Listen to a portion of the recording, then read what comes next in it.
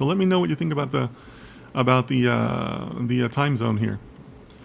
Rex says, loving the engagement on Discord. Yeah, thanks so much, Rex. I'm loving it too. You know, we have some really good participation.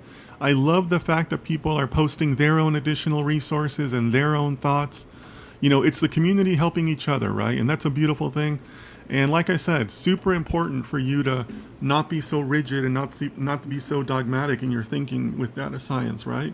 You have to be open to other people's perspectives, because that's really important for you to be taking in as a researcher, right?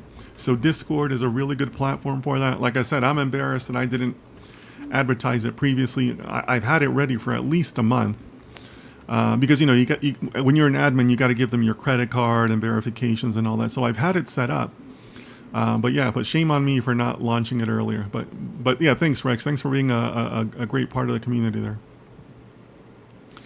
Abhishek, I believe Abhishek is referring to the Discord.